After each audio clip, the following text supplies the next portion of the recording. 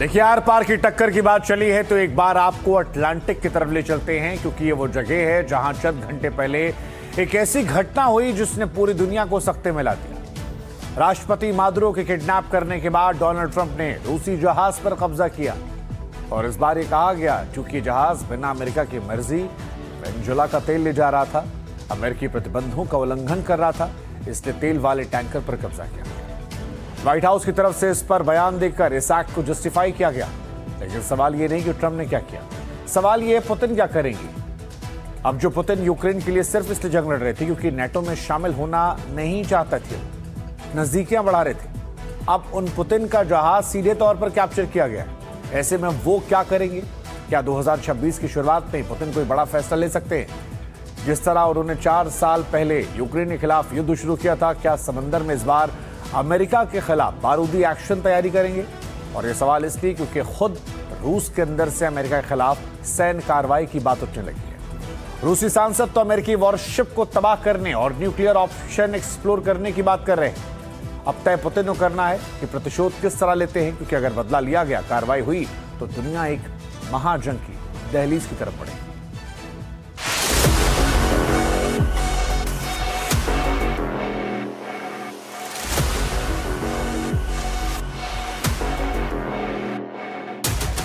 क्या ट्रंप को करारा जवाब देने वाले हैं पुतिन? क्या अमेरिका की वॉरशिप को निशाना बनाया जाएगा? क्या तेल पर महासागर में महायुद्ध होगा?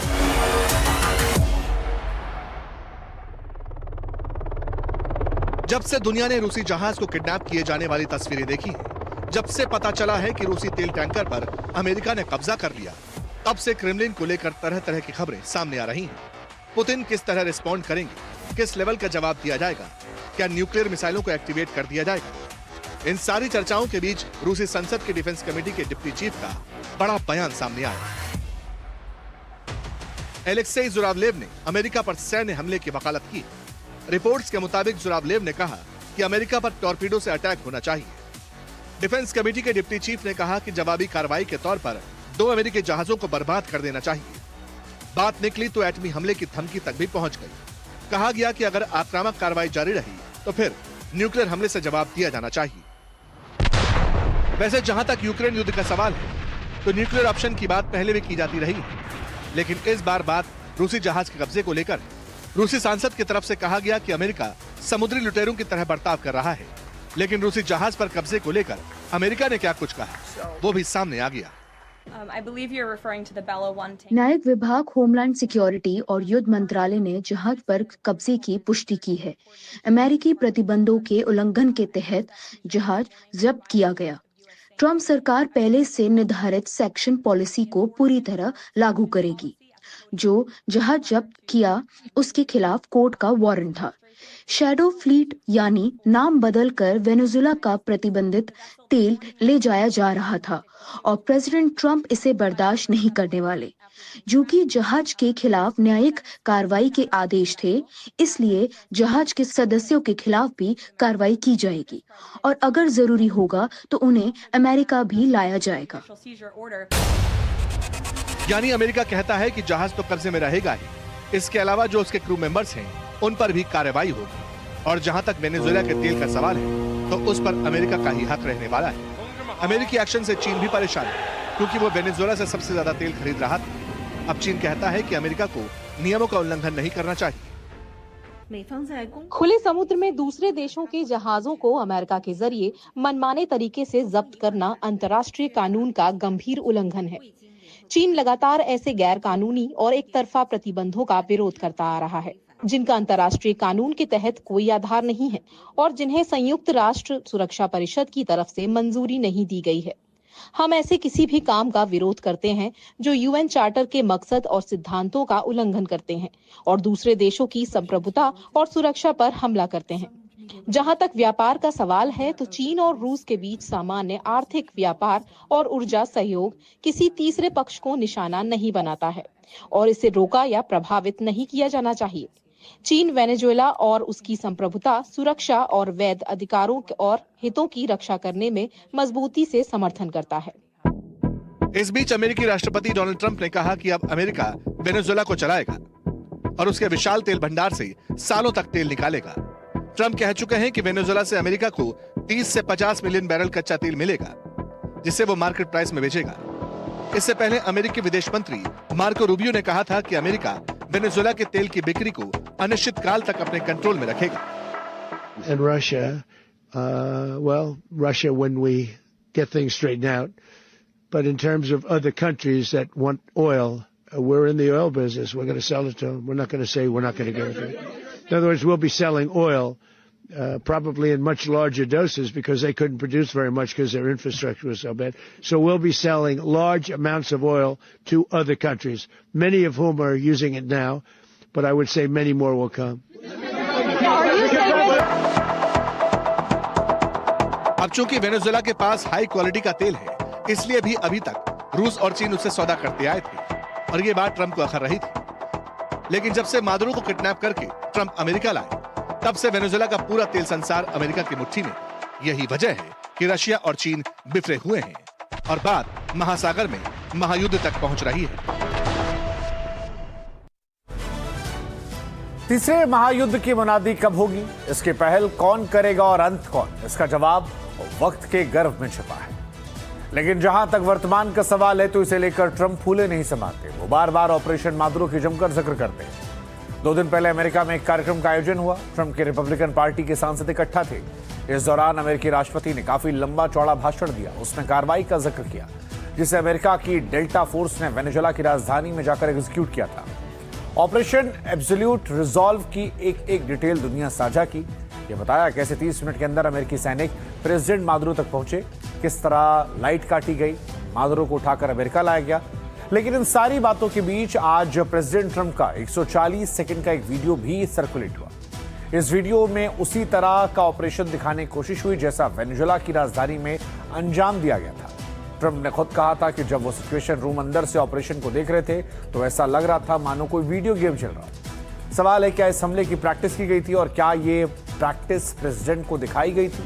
कचहरी में प्रेसिडेंट ट्रंप के वीडियो का पूरा विश्लेषण करते हैं।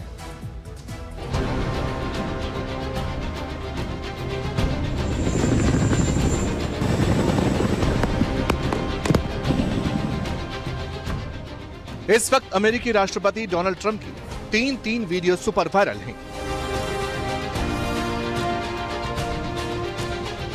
पहली तस्वीर तब की जब वो एक इवेंट में डांस करते नजर आए।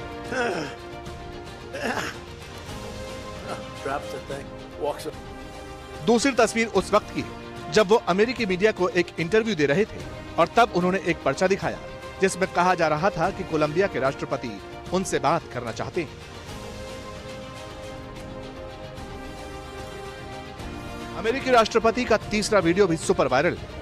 इस वीडियो में ट्रंप अपने सैन्य कमांडरों के साथ एक ऐसी जगह दिखते हैं जहां उनकी सेना एक खास ऑपरेशन के लिए अभ्यास करती दिखाई दी।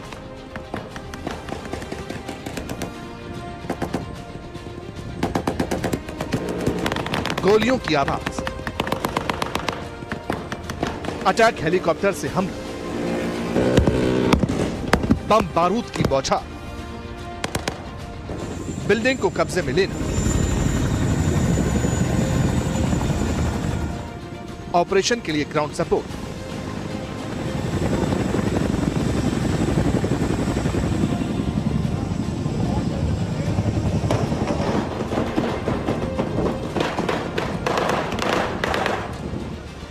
रिपोर्ट्स के मुताबिक ये वीडियो वेनेजुएला के राष्ट्रपति मादुरो और उनकी पत्नी को पकड़े जाने से पहले का बताया जा रहा है। एक तरह से कहें तो ऑपरेशन एब्सोल्यूट रिजॉल्व की ट्रेनिंग का वीडियो है। यह वीडियो करीब 2.25 मिनट का है। इसमें ट्रंप अपने सैनिकों की तैयारी को देखते हुए नजर आते हैं।